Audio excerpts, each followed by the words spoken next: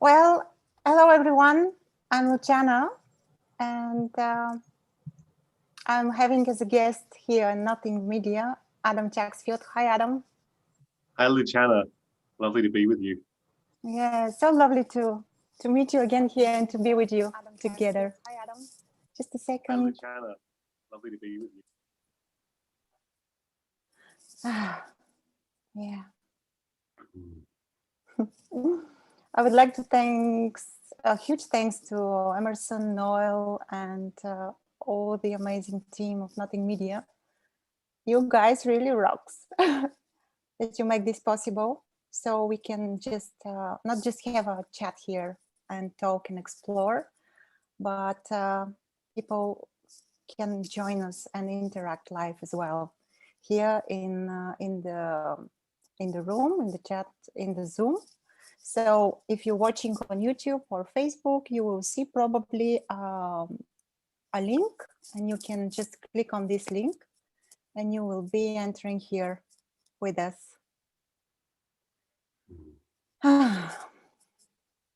So I don't know how to start. I was I was thinking how to start. Maybe I can share something. I don't know, maybe just a few words. I just love the way you work, so to speak, with people. Your approach is so gentle and so soft in some way, and there is this lovable acceptance. And I mentioned this, but I will say it again, that you don't speak so much, quite the contrary. And even in these few words or few things that you say, you don't mention, so look, you don't exist, you're an illusion or so. But there is this deep acceptance of personal immediate experience, one could say. So the invitation, I can speak of course from my experience, but the thing that I feel that your invitation is just to accept everything. And when I say everything, I mean everything what is here right now. So now I'm feeling a little bit excited, a little bit nervous, and that's okay. Can you say something about this? Yeah. Yeah, it's beautiful. Yeah. Yeah, it's like really giving ourselves to the mystery of this, like being interested in what's unfolding here. Yeah, being curious, being open, receiving this. Like there's no problem to be solved. There's no like map of reality that we have to figure out and cram into our mind. You know, it's like it's but we so get to be here for the visceral experience of this, like to be in touch with this, to be intimate with this. Like this is the offer, like this is the invitation.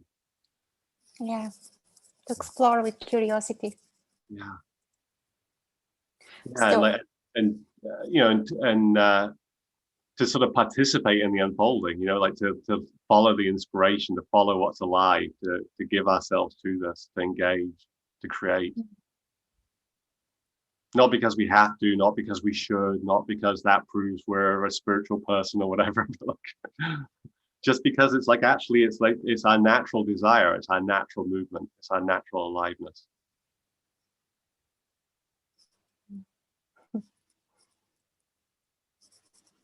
It's like what happens when we're not following someone else's program for what we ought to be or should be.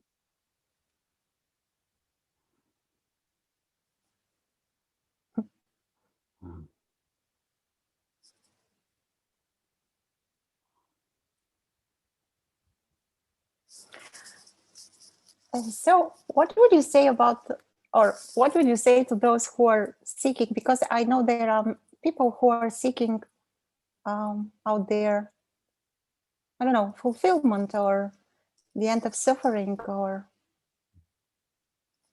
some magical awakening, or I don't know. Yeah, what would you say?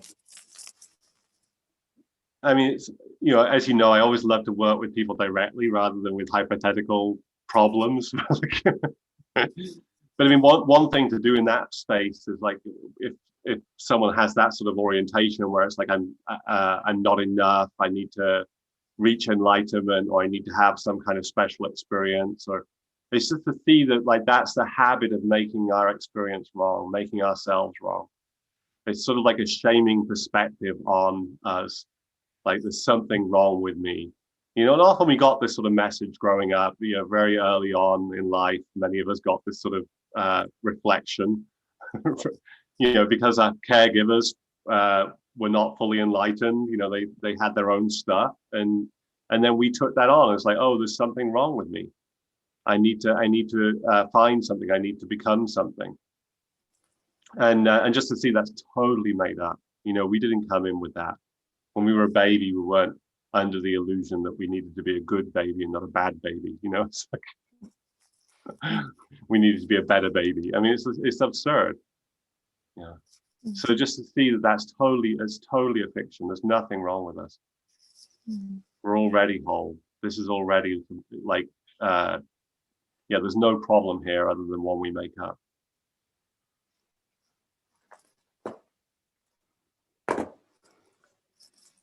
So we could say that if there is a contraction that I need something or I'm lacking something,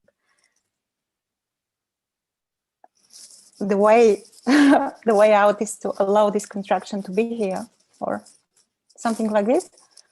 Yeah, I mean, I think there's two things. One is like just seeing that the story is made up. So like that's the sort of the like how am I imagining reality? Like and imagining myself as like as something that's wrong or bad, or there's some problem here. So just like seeing that that's totally created.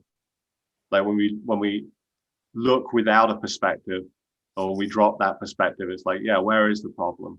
You know. So that's really helpful, just like clearing that sort of the mental layer, the imaginal layer, you know, like seeing that this is all made up. So like whatever story's going on, that's just a story. You know, it's just a perspective, it's just a frame of reference. It's not the truth about this.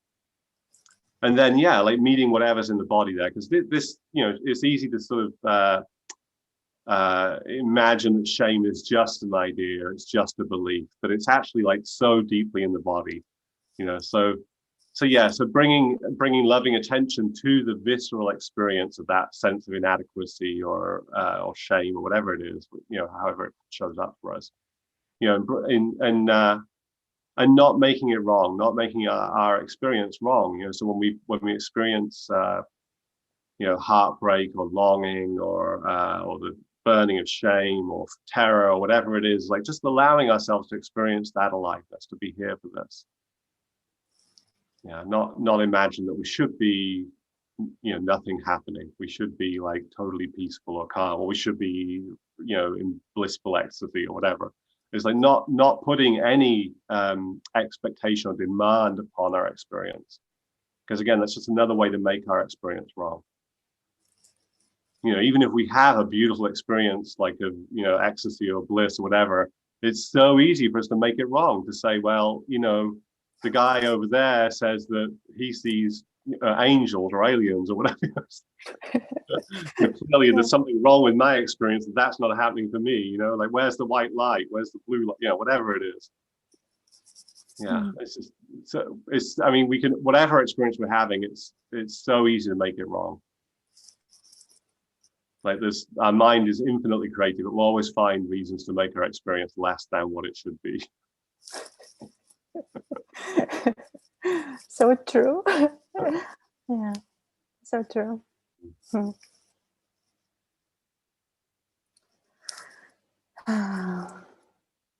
Yeah, we meet. Sorry, just yeah. When we meet the direct. Yeah, no, please. Like when we meet the direct energy in the body as well, like it's like so alive. You know, like there's actually like it's actually possible to enjoy even like terror. You know, like that's why people watch horror movies, right? So they can experience the you know, like it's so alive, it's vital. Yeah. Yeah, all these experiences, when we really open to them, it's like we can feel when we allow the aliveness to be felt. It's like it's good. It's like it's enjoyable. inspired.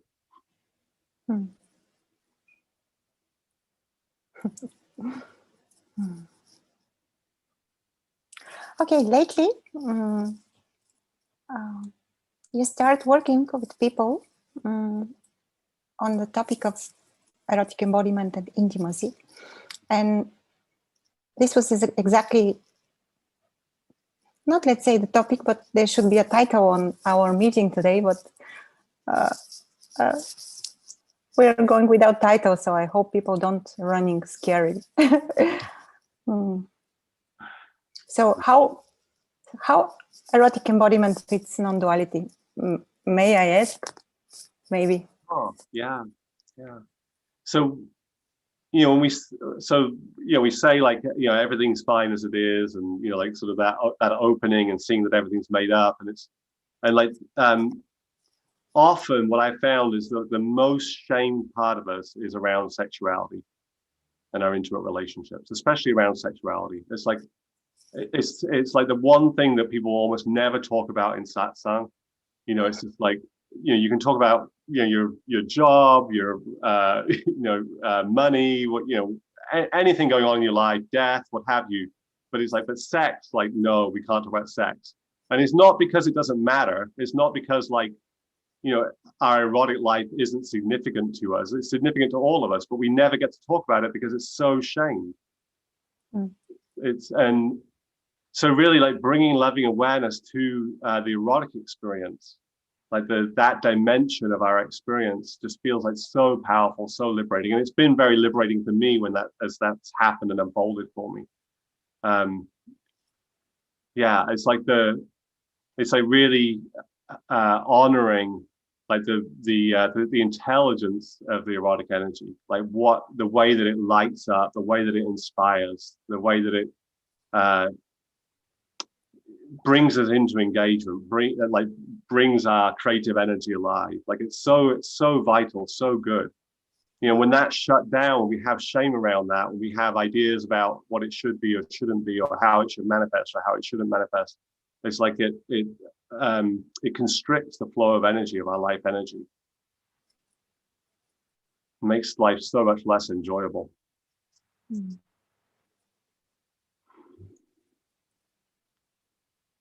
know, people have such, you know, culturally, people have such strong ideas about, you know, how sex should and shouldn't be, you know, and how intimate relationships should and shouldn't be. I mean, it's like very ideological. It's like very like, this is the way it should be. And even in spiritual circles where, you know, it's very explicitly addressed, like in Tantra and so on, often there's like a very strong ideology of like, no, this is how you're supposed to experience the energy and experience sexuality. And yeah, and for me, that always feels like it takes away from trusting the intelligence of our own system, like trusting our natural experience. You know, that feels like the real invitation for us, is to trust our natural experience, to bring loving awareness, to bring consciousness to what's actually happening, and let that unfold the way that it wants to.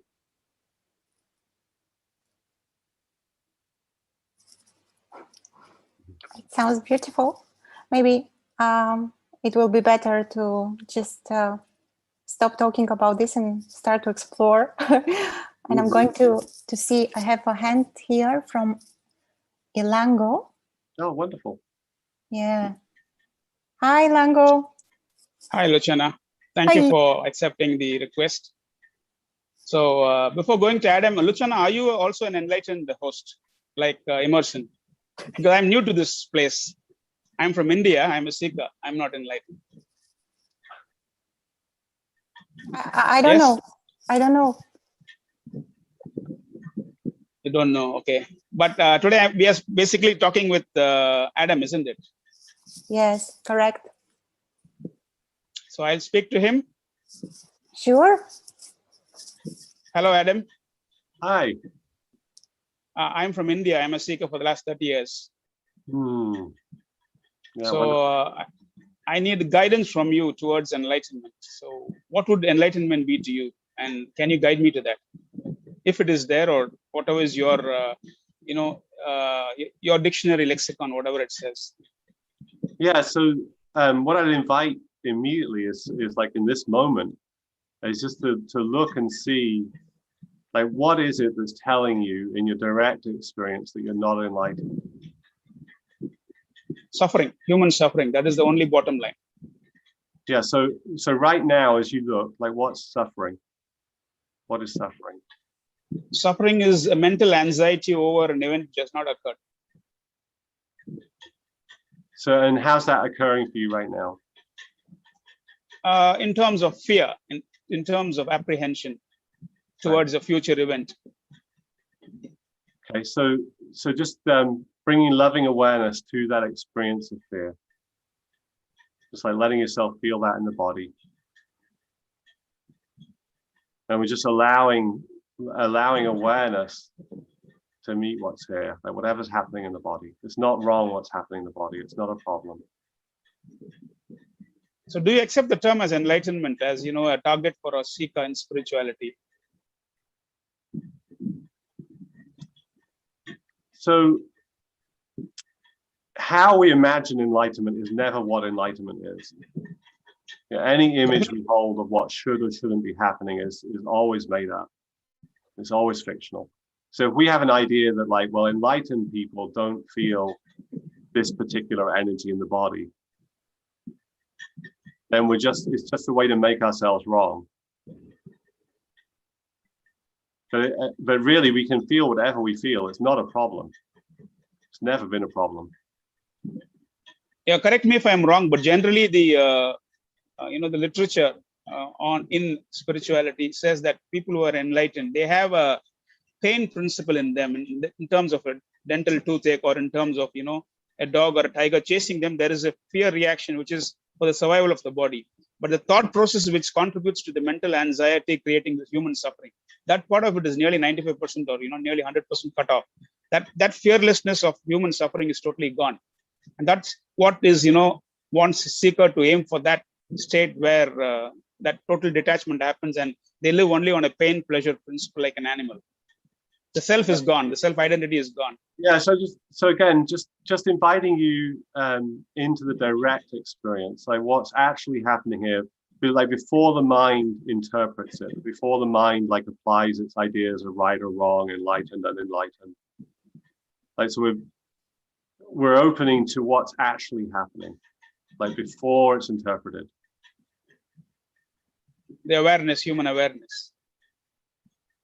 Well, yeah, whatever it is. So it's not, again, like any frame of reference is made up. Like, we don't know what this is. Like, it's like to really like allow ourselves to be so open to this. Would you mean the term surrender to the present moment? Is that what you're telling us? Yeah, again, I really want to invite you, like right now, just to sort of, you can feel that part, right? That's like trying to figure out, like, what am I doing? What am I trying to do? What am I trying to do? And it's like, and there's nothing to do. Like, there's no problem with you. There's no spiritual problem. Yeah, but that is okay. Now when I'm speaking to Adam, like it's a very comfortable atmosphere. It's around 11 o'clock in the night and everything is peaceful. But during a routine lifetime, when you face problems in life and there is stress and anxiety, at that point of time, you aim for enlightenment, which is a once jackpot in life, and the suffering part is gone. You live life in more freedom, as to in the moment. Whereas the mind takes you to the future and the past, it keeps oscillating. That is why we seekers look for what is called as enlightenment. Yeah, so just want to invite you here right now. Yeah, into this moment. Yeah, we have no idea what the future holds. Like, this is what's here. This is what's real. So do you accept the term as enlightenment in spirituality? Because a lot of speakers don't accept that. They say there is nothing. All the frames of reference are made up. Anything we're imagining about reality is made up. It could be useful and may not be useful. And even the most useful ideas can be interpreted in ways that are not helpful. Like using an idea like enlightenment to make us wrong, to make our experience wrong, to make it a problem that we don't know what will happen tomorrow. But do you accept that term as Adam? Yeah, so again, just noticing like how important it feels to you to have the right answer, to know. Like, so we don't need to know. We can actually never know what we are or whether, you know, what this is. You know, it's like so mysterious. It's so big. It's so vast. It's beyond anything we can say, any poetry we can write, any cosmology we can put together. It's so beyond all that. So we're never going to get it right. We're never going to know. We're never going to have the answer.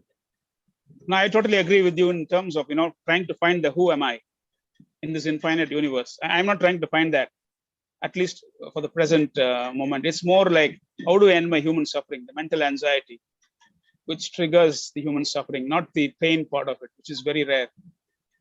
Yeah. Is there a way, apart from being in the moment? Any problem, any way of framing the problem is made up. So it can be the problem of like, you know, what I think I am, or the problem of like, that I think I shouldn't be experiencing anxiety. You know, but it's all made up. I mean, so again, just inviting you into the present moment, like, and you can see how like the mind is like not, it's sort of like, no, that's, yeah, maybe I can't find a problem here, but it's sort of like, but I know there's a problem. I know there's a problem. I know there's a problem. And it's like, I've tried this, Adam, for the last 30 years. I got my initiation from a teacher 30 years ago. There was an awakening and it went away. And I have tried all these things, and they have worked and they have not worked for me at the end of 30 years to again ask you the same questions. You are a teacher in spirituality, isn't it? Yeah, again, just to notice like how it feels like really important to have the right teaching or the right practice or the right doctrine. And like, and there's no such thing. All a teaching can ever do is support us in coming into into the reality that's here right now. You know, it's like that's the best it can do. It's never the truth. It's never the whole truth. So anything I say about reality is not the truth about reality. It may or may not be helpful. Then what is your teaching? Being in the present moment. Is that it as a teacher to a student? So the mind always wants to reduce everything to something that it knows, right? And this is unknowable. So what am I? I have no idea. What am I teaching? I don't know. What is this? What is reality? What is enlightenment? Are you saying that you don't know what you're teaching? Is that so? Lango, we can back to you later if you wish. You want to talk to me later? Yes. If these questions are still there, you can. Yeah, they are there. Later. So yeah, please. Yeah. Okay. Thank you. Yeah, and just invite you to allow the questions to open, like to drop away from like that it's a problem that I don't have the answer, because it's not a problem you don't have the answer. You'll never have the answer. We will never have the answer to what I am or what this is or what the true teaching is or what Adam's teaching. Any answer is made up. But there is a purpose in this forum like FM non-duality, in your teaching for probably many years. There are teachers who are teaching, and when we say there is no meaning, then what is the point in a discussion on this? Isn't it logical? Beyond logic. I so appreciate your sincerity. You know? Is there anything wrong in questioning through a logical mind? Because that is the only survival mechanism a human has. Is there anything wrong with what, sorry? With a logical mind asking questions. It's just never going to find the answer. I mean, it's just like to realize you'll never have the truth, no matter how sophisticated or brilliant your ideas are, no matter how many teachers you talk to or how many books you read, you'll never have the answer. It'll just become more and more confusing because. But is there an answer? No. There is no answer. No, there's no problem. There is no problem. Mm-hmm. But from my side, there is a problem. There are millions of people out here who say there is a problem. Very rare teachers say there is no problem. You are a minority, isn't it? In terms of experience. Billions of people in the world are in suffering. Not the suffering of famine or not the suffering of not having food or anything. This is a plentiful earth, this planet. But it is more a mental anxiety and suffering of abundance. How do you say that it is not there? Because we are suffering. The seeker in spirituality suffers, and that's why he comes to teach us. Yeah, and just to see that the suffering is made up. Like you're like the imagined, like I need a solution, I need the answer is made up. It's a fiction. So yes, people believe that, like they're living in under that frame of reference, like there's something wrong with me, there's something wrong with me, there's something wrong with me. And the invitation is to see, like, where did that idea come from? What's its authority? What is its authority? You're sitting here, you're having an experience. You know, what is the authority that says you're having the wrong experience? It's just happening to me. My thoughts are coming in. Yeah, just a download. Yeah, the thoughts. Yeah, yeah. And I'm asking a way out how to reduce that suffering, that thought download, like, you know, stopping a download from the computer internet. I don't want that. I want my screen empty in terms of computer. Yeah, so just to see, they're just thoughts. They're not the truth about reality. They're just thoughts. Like all the thoughts you'll ever have, they're not the truth about reality. But the thought affects my body, and it affects my health, and it becomes a vicious cycle. The mind, the body, the mind, the body, they keep, you know, interacting with each other, and it's a stupid type of life to live in. It's not an intelligent way of life. There is a question in our comment on YouTube. Sorry to interrupt you for the second time. Sure. Yeah, we will come back to you later. Sure. Please, I'm waiting. Yeah. Yeah. Thank you for showing. Thank you. Yeah, thank you. Thank you, Adam. Yeah, this is from Heidi. Adam, love your words around sexuality. Really appreciate your speaking about that. Yes, much unnecessary shame and hiding around something so interesting. Ilango wants to be given something. It's not possible. He's not listening, she said also. So this from Heidi is a comment. Yeah. There is appreciations for your words, Adam. Thank you for sharing that.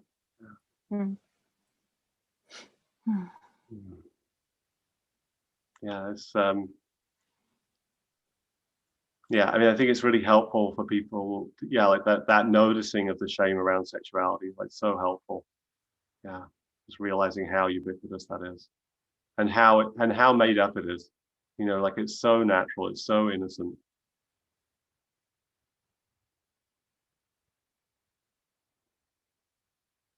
It's not wrong that we have, you know, erotic experience or an erotic dimension to our experience, that we experience a desire. It's not a problem. It's not something that's yeah, a sign of something less than or bad.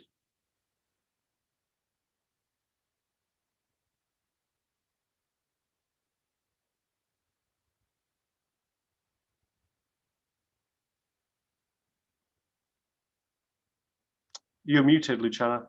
Sorry for this.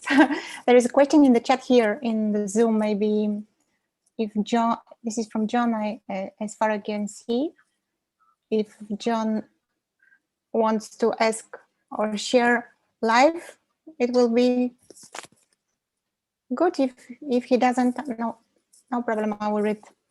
So he said that they may be a bit of, I'm sorry, I can't read it. They may be, so who chooses to seek? What that understanding? With that understanding, there is a great compassion, he said.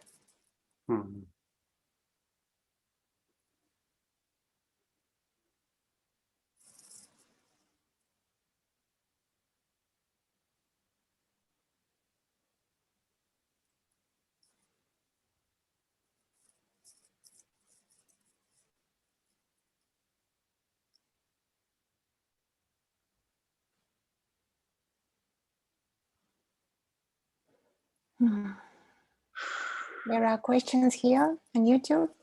Hmm. Hello, so thank you. Just a second to switch this. For your beautiful efforts with putting for us. This is for Meditation Valley.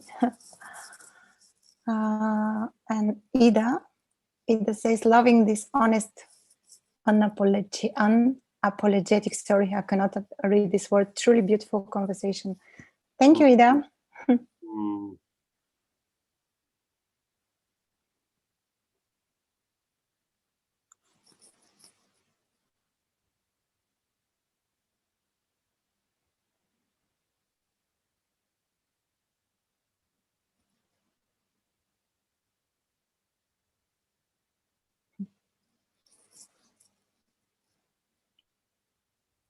If there is someone in the chat here on Zoom meeting, you can ask your question. Oh, there is a hand. Yeah. Just a second. Sorry, I'm not a good host.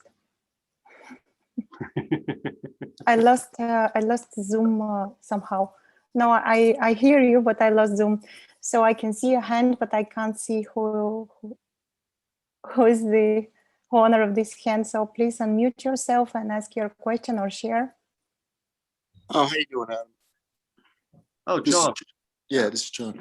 I just wanted to clarify the comment that I was making was just, there was a comment that said not everybody's well suited to awakening, or I think that's what it said. And I just was saying that, well, I mean, who chooses to seek, you know? That's kind of my feeling, is that it's kind of chooses us. So in that, when someone is struggling, or as parents, someone struggling, it's just, I don't know, there's a feeling of compassion, you know, just because if they're suffering and seeking, I mean, it's not, I don't feel like it's a person that's I don't see that as a person choosing it, you know, willfully to suffer. Does that make sense? Yeah, it's so innocent, so innocent. You know, we're just like running whatever strategy we can, you know. So like many of us, yeah, like I mean, many of us were taught like this is a good strategy, right? Like figure it out. Like you're a problem, you can solve it. Like become smart, you know, like read the books, listen to the teachers, you know, like figure it out mentally, get the map of reality, get the cosmology, figure out like what the path is and what the true answer is. And I did this for many years myself. I mean, I'm very familiar with this. Yeah, I had listened to your Buddha at the Gas Pump a few years back, and I remember you mentioned Janine Zandi, I think. Yeah, Janine Zandi. Yeah. And she helped you. It helped you have a heart opening. So that was kind of like my second part of the question, was that, you know, I do feel over here there's a lot of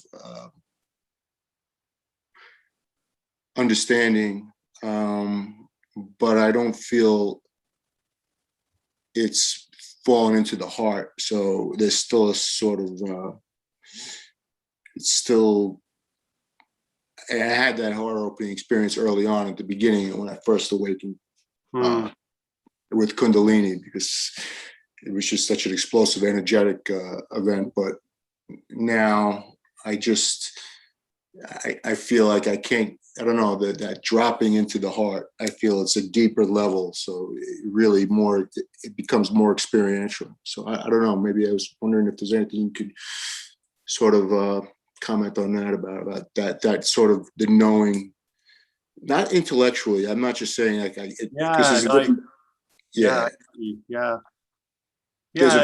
a freedom on the sense of the mind and sense of the relationship to thinking and thought and selfing and stuff like that. But I just don't know if it's I don't know if that openness is falling into that emotional heart center. Yeah, I'm curious why why you feel that. I mean, you know, as you're sharing, I mean, I can really feel your heart. I can feel the softness, the longing, it feels very gentle, very, very open, like heartfelt. You know, your question feels heartfelt. I guess I'm comparing it, and that's the problem is comparison. It's comparison to this very energetic, open feeling. And I guess I've had some experiences that were difficult in the last, the years since then, that it feels energetically contracted. And I don't know if it's really, maybe that's the confusion that I'm not discerning, is the difference between what's actually so and what feels to be so. Does that make sense? Yeah, and there's so many different types of experiences and different types of energy. So often we can have a beautiful experience and we just, we're like, oh, I really want that for the rest of my life. And we identify that as like, oh, that's what it is to have an open heart. And then when we're feeling something that's like, it feels maybe more like grief or something, we can say, oh, well, that must be my heart shutting down, or it's not the right energy, or it's, there's something wrong with that experience. It's just really like the heart opening is like, it's opening to every type of experience, all the different feelings, all the different energies, even numbness, even tightness. Just a really like, it's just, like letting ourselves feel the different feelings, letting ourselves really be fully present to them, intimate with those experiences. So not sort of like the first and last word is to hold that, whatever that experience or feeling is, with that love or that allowance, or you know what I'm saying? That's really the heart, really, not the feeling, not just this idea of a feeling in the center of our chest, but more of that acceptance and love that's there prior and during and after. Does that kind of make sense? Or yeah, I mean, it's like, it's like feeling the gentleness of awareness, the way that when it touches our experience, like there's no harshness, there's no rejection. It's like so inclusive, it's so welcome. It's like the places in us that hurt are just like, it's like it feels so good when we actually feel them. When awareness makes contact, it's like there's such a relief. I understand. I like that. Yeah, that's very good. Yeah, there's a contact, like a conscious contact, right? Yeah. What are you feeling right now? I feel just a little. I feel the contraction in my physically. I feel that contraction, and then I sort of overlay that with the feeling of, there's an interpretation of that contraction. I feel like a nervous system sort of contraction. I had a Lyme disease, and it's just caused pain in my nervous system, and it's hard for me. I guess I just haven't been able to not allow that to color and shrink down my experience. It sort of contracts my that natural openness. Yeah, and just to like, so that the openness that's here, like that we are, like has space for like the strongest contractions. Mm-hmm. Yeah, like there's nothing that we're experiencing that we shouldn't be experiencing that's wrong or a problem, even if it's painful. Right. Yeah. Just really letting ourselves feel that, just feel whatever's here. And noticing those judgments that come in and say there's something wrong with us, or I should be, it's not how it was when I had my opening 2 years ago. It's like, just like feeling what's here now. And it so gets to be here. Yeah, it's the foundation, really. Yeah.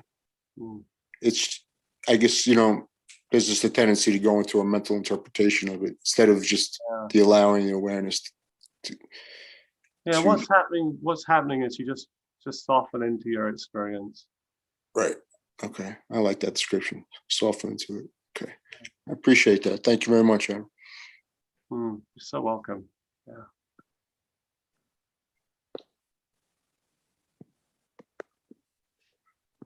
You're muted, Luchana. Thank you, John. Sorry that I couldn't read your question properly, but probably it's better now that you speak. We have MV here. Please unmute yourself, MV. Thank you so much for this lovely efforts, and my humble gratitude towards all the team of Nothing Media.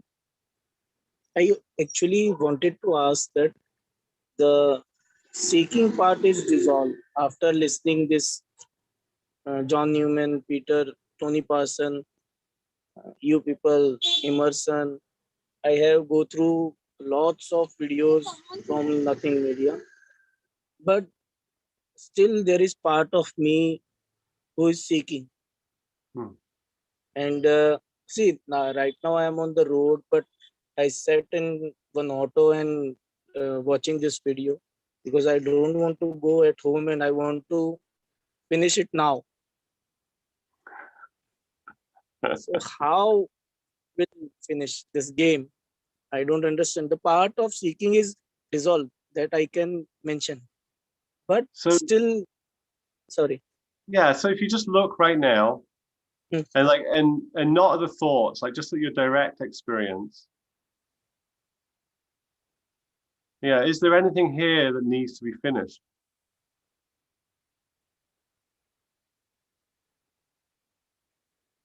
I don't get it.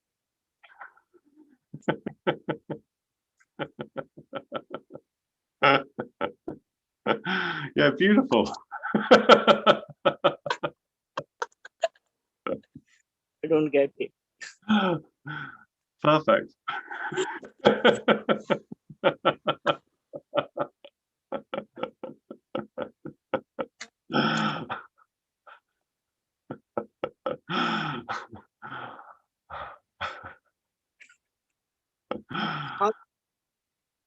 There's nothing to get. That's so good.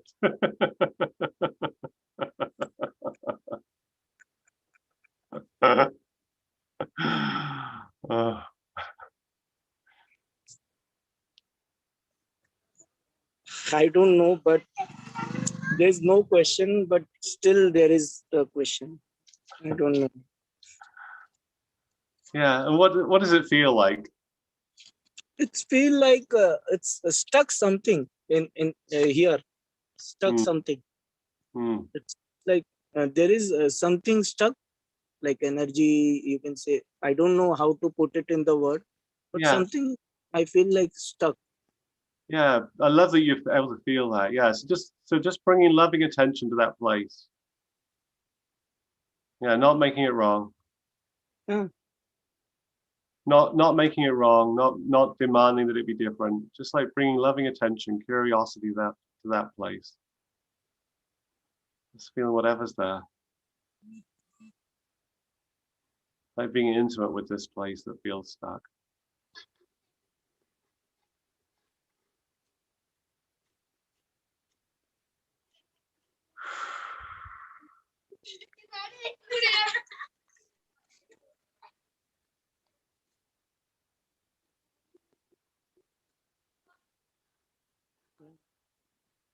Feel better, but still there is a part of me who is saying that there's something to seek.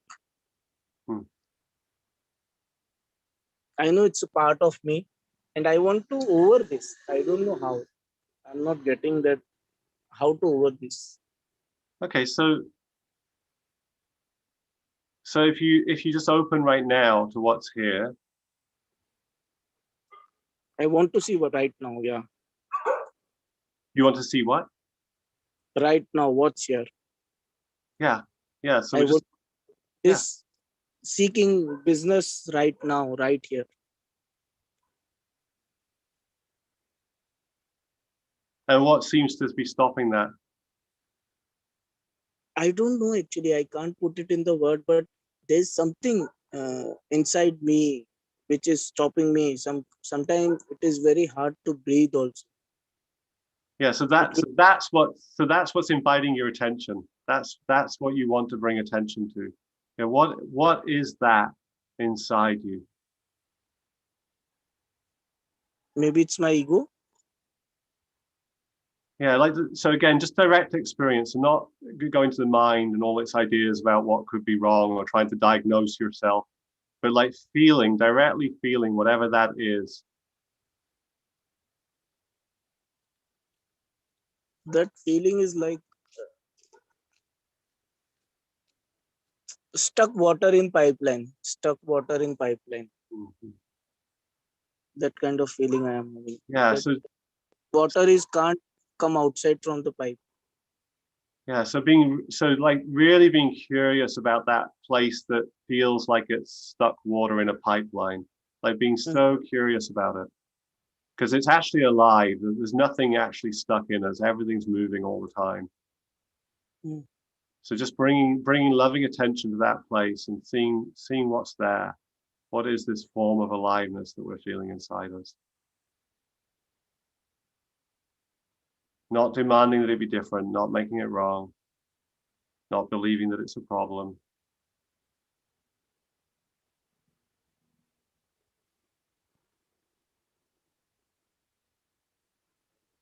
So this is it.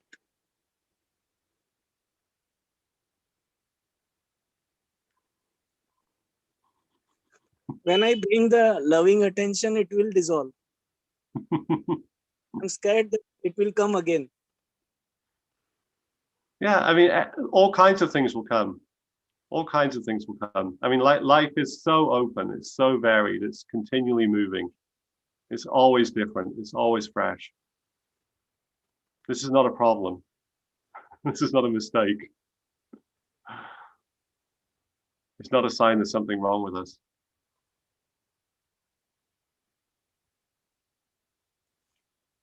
And one more thing I wanted to ask you, I don't know how much relevant is this, that the part of me, I can understand that this is a dream intellectually, yeah? But still part of me going to behind the females, going behind the money sometime. And when I am seeing that my attention is going there, I'll again try to come back. But it is also, I think, that circle business in which to how to deal with that. Yeah, so again, just noticing what's happening inside. You know, what's, you know, bringing loving attention to whatever's going on there, you know, just feeling whatever it is without making it wrong, without making it a problem.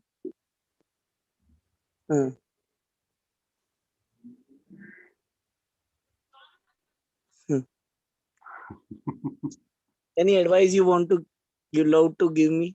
Any advice? Any? I love your smile.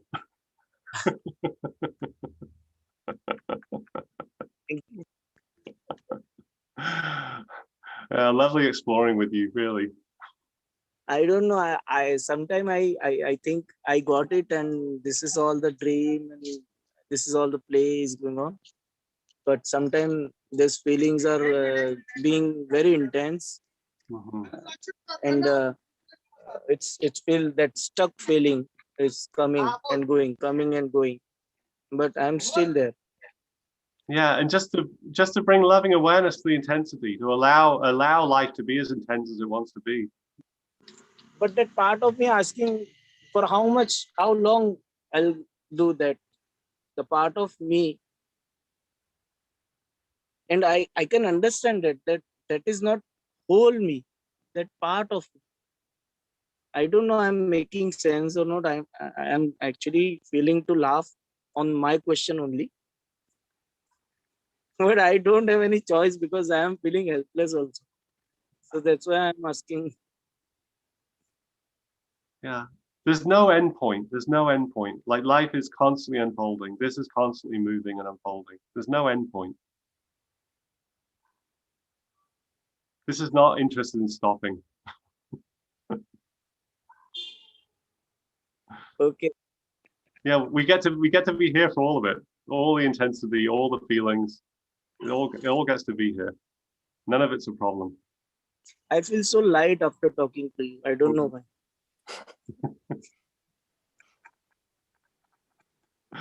Thank you, MV. Thank you. Thank you. You. Bye bye. Thank you. Bye. Thank you, Adam. Thank you. We have a Gaia raising her hand, and I'm going to see just for us. Yes, please, Gaia, go ahead. Hi, Gaia. Hi, Adam. Thank you very much for this conversation. It's so interesting and sweet. I just feel like sharing a challenge I have. It's not really, I don't know if it's a question, just as I was listening to MV talking, I had the desire to also share. Like this let's call it enlightenment process that has begun in my life, let's say 2 or 3 years ago, is bringing deconstruction of things that I've been leaning on for all my life, like concepts and things. Like, for example, the meaning of life. This is something that gave me strength and that gave me energy to wake up every morning, to go to do stuff, to achieve things, to do good deeds and so on. And then this concept of meaning just was deconstructed bit by bit, and I see now that it is all just pure imagination of the mind. It's a speculation. It's not a reality. So this was gone. There was a little bit of drama, but it was gone. Okay. And now I say, okay, I'm done. I'm finished with this. And now another thing comes up, which I was not aware that I was leaning so much on this. And this is love. So I was living for meaning, and now I discovered that I was also living for love. And what is love again? This is some idea that we have, that love is this and this, and we live in order to get this or to make it possible or whatever. And I just wanted to share that for a while now I've been in this deconstruction process of love, and I feel completely devoid of any motivation and strength. And because this is really something very central, it has been something very central in my life. And it's like I feel like everything is crumbling down that I had been taking energy from. It gave me energy to believe in love. Like it gave me energy to believe in meaning. And it really feels, at certain moments, it feels really very, very hard. Yeah, I mean, I love the way you're describing that, like the falling away of sort of the false idols, like the images of what we are or what reality is. And it's like that allowing that to drop away brings us into contact with our natural experience as it is, including our natural inspiration, our natural desire.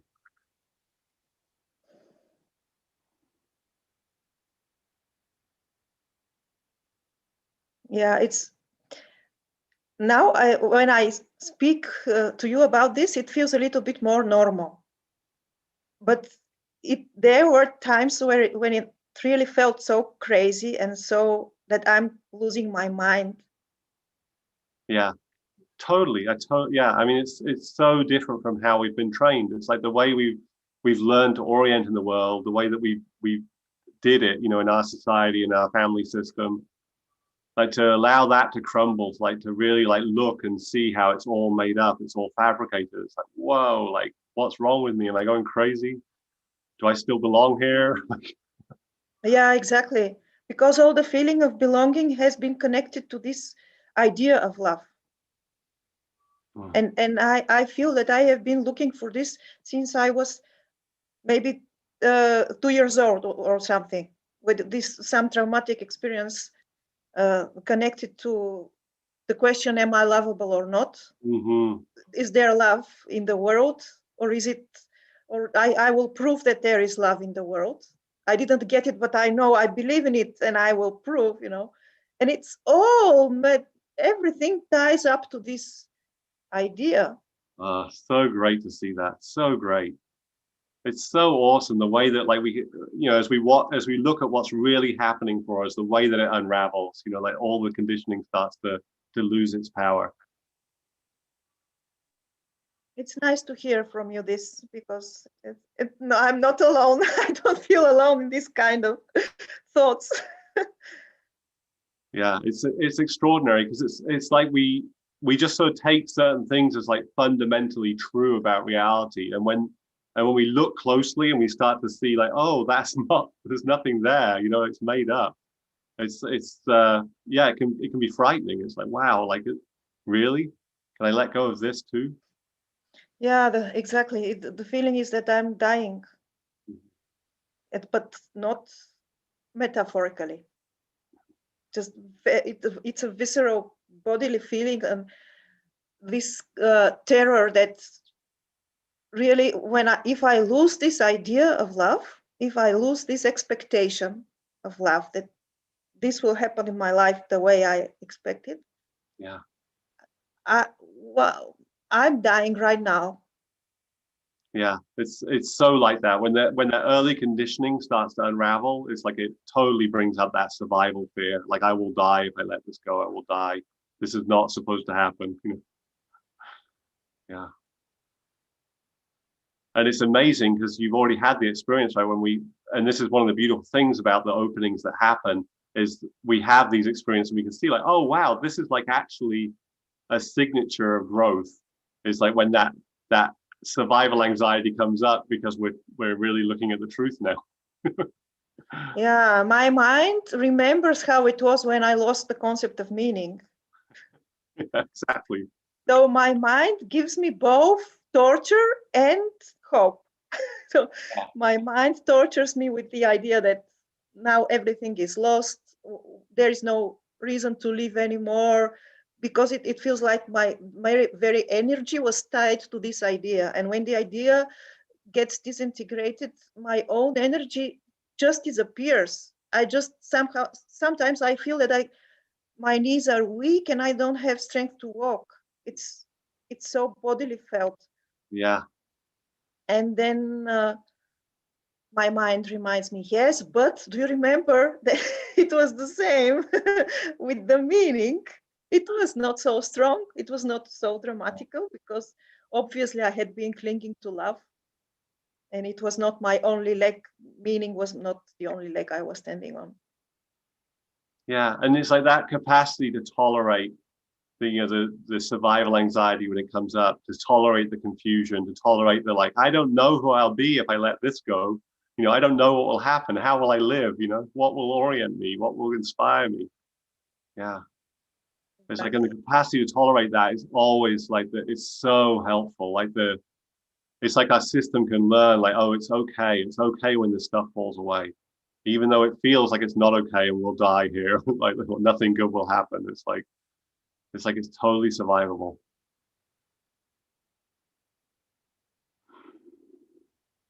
And we don't know what's on the other side. But it's like that trust in what's true, trusting what's true. But so even if I feel I'm not able to trust right now, because all my trust was connected to this love, mm-hmm. All this faith was connected to this idea. Yeah. So there is no trust left in me. But it's just, there is no other way to turn. Yeah. It's just, it's a choiceless experience. I didn't choose to disintegrate the concept mm-hmm. of love. Yeah, and I get what you're saying, like, that there's fear there, and that it doesn't feel like you're trusting the process, but also like you are trusting the process. Like there's a deeper part of you that is so like honoring the truth, so willing to honor the truth and not look away from it.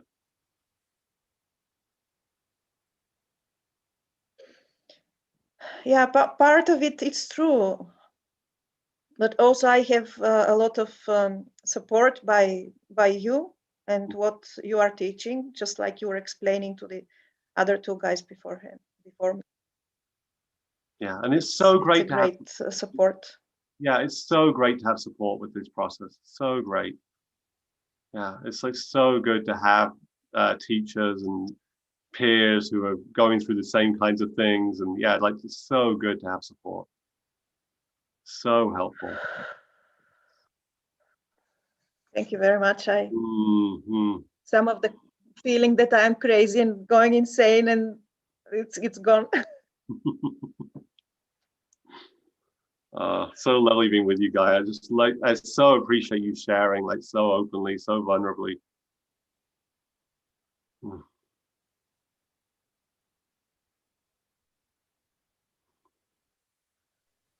So great to be with you in this crazy unfolding.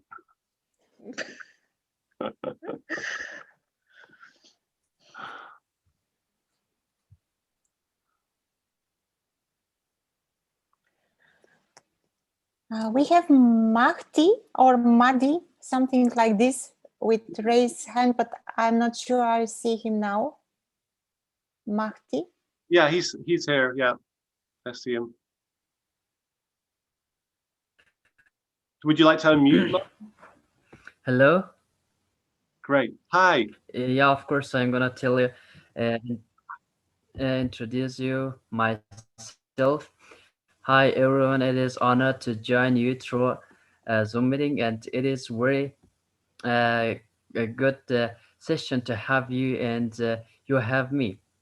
I'm Mahdi from Afghanistan, and I joined you from Kabul, Afghanistan, the most dangerous place as known in the world.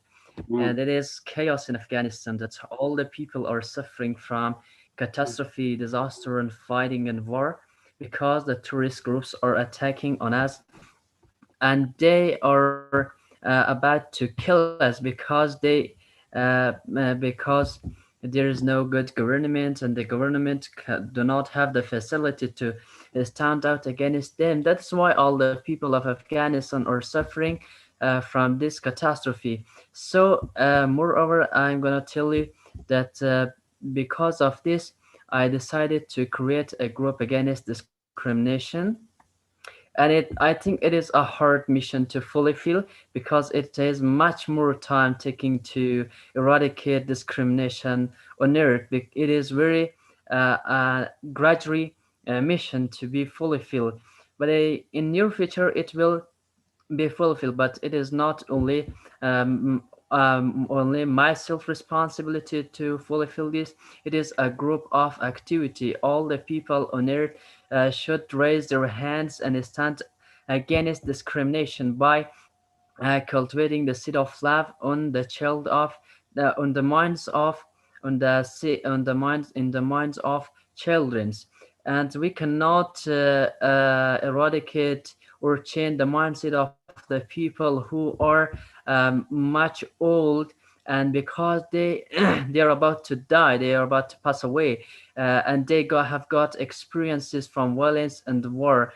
So beside the point, the only key is that we can stand out against discrimination is to cultivate the seeds of love and happiness in minds of our children, and motivate them, encourage them to study and get knowledge and become more familiar with the universe and the world, and try to find themselves and increase their self-awareness. In this case, we will fulfill this mission.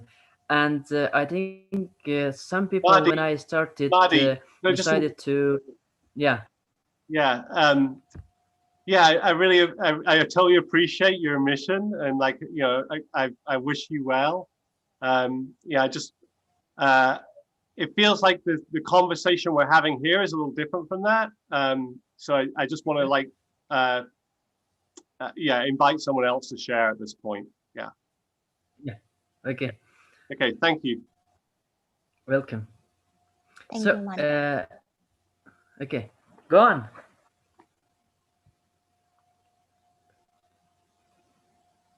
Luchana, go on. So, Thank you, Madi. Thank you. welcome.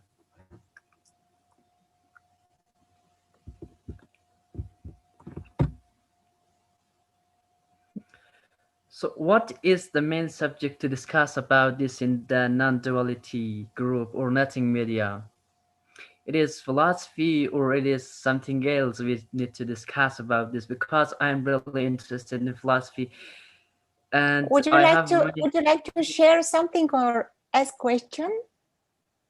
I don't know, because it is my first time to join you, and I don't know about the program. It is about philosophy or it is else. Would you mind letting me know about this, please? Maybe I will advise you just to sit and to listen and to feel. Okay. For the beginning, and then if you decide, you can raise your hand and ask something or share something. But yeah, maybe related to this subject that we are exploring here. Okay. Thank you so much. Great. Okay. I'm going to check if there are any questions or comments on YouTube. Great. You can mute yourself, Madi, or I can mute yourself. Just a second.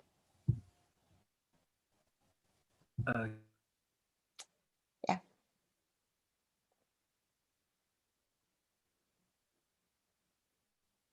Well, I don't see many questions here.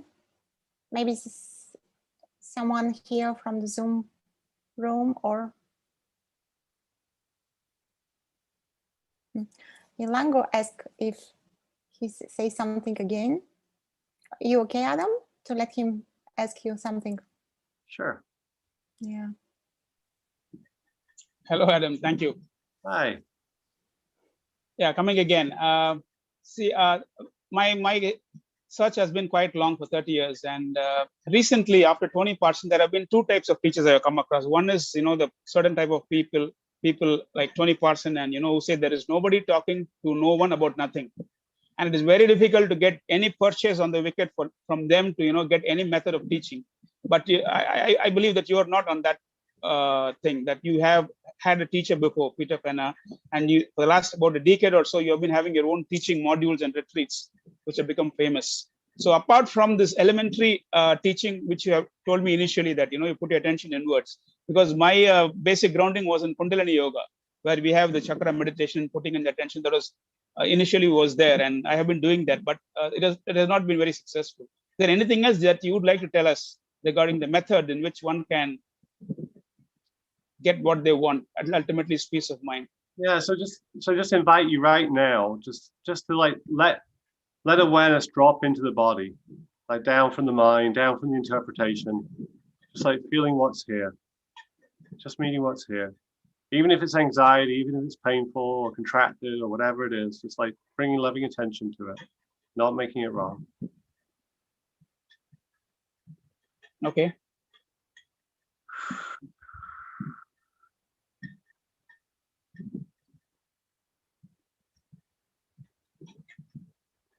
So we're just bringing, like loving awareness, like intimate, being intimate with what's here. So we're not looking, we're not bringing attention in order to find a solution or an answer or an interpretation. We're just feeling what's here.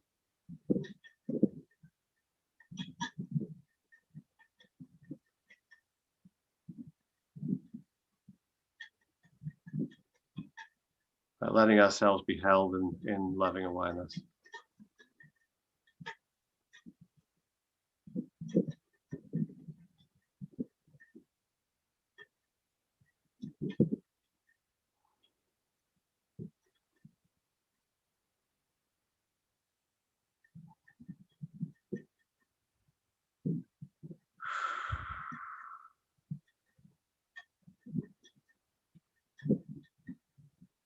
Nothing we need to do, nothing we need to figure out. We're not a problem to solve.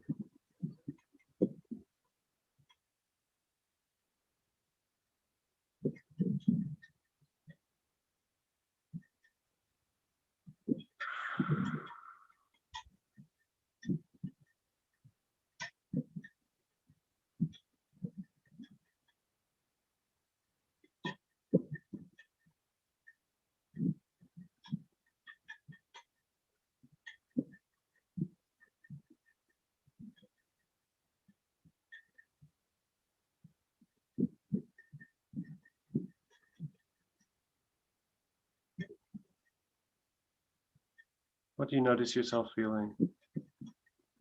Nothing. It's just silence. I mean, if you could call it anything, except the sound of fan. Though there is no body consciousness or even a mind consciousness. It's just blank.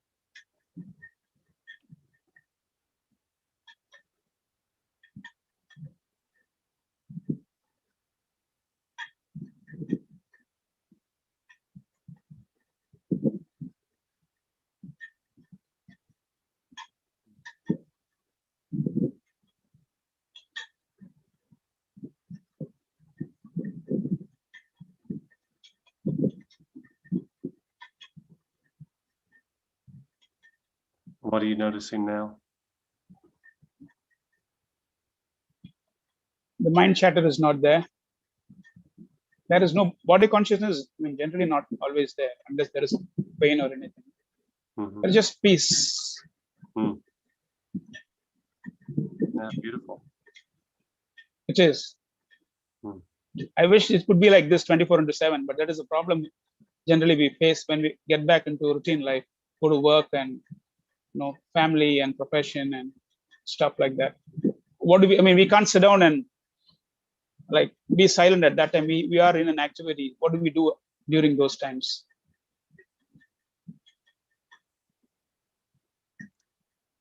Yeah, and again, just to notice, like whatever the experience is, it's not a problem. Yeah. So sometimes things are really peaceful. Sometimes they're intense. Sometimes we're feeling things. Sometimes we're not. It's always happening in this open space. Everything that's unfolding, it's like it's not a problem. Then what is the apparent problem in a seeker? Claiming that is my problem or judging it? Sorry, I didn't catch the question. No, you said that sometimes there is peace, sometimes there isn't stress. These things happen in an open unfolding. Yeah. But the thing is, like when there is an event and there is a stress, it's okay. But then you start thinking about that event. Will it happen again tomorrow, the next week, or the next month? And the human. So when I'm with a teacher, I'm silent. In a retreat situation or in a course. I mean, and when we're doing this, it's silent. But otherwise, the mind starts to go on its own psychological. At that time, during work, in family or in the profession, what would be your advice? Well, we can't sit down like this. I can't sit down doing nothing. I'll be working and there'll be interactions and stress. What would be your advice during? Yeah, so there'll be thoughts, there'll be feelings, things will happen. Are you saying just accept them? Like what's the problem? Yeah. The problem is the suffering which comes out of that particular situation, where there is no pleasure. Human animal is basically a pain pleasure mechanism, bipolar. They always aim for pleasure and they go for pleasure, they get the pain. But that's okay. But when the suffering starts over future pain or from the past, you dig out something and project it into the future. And there is a cycle unnecessarily.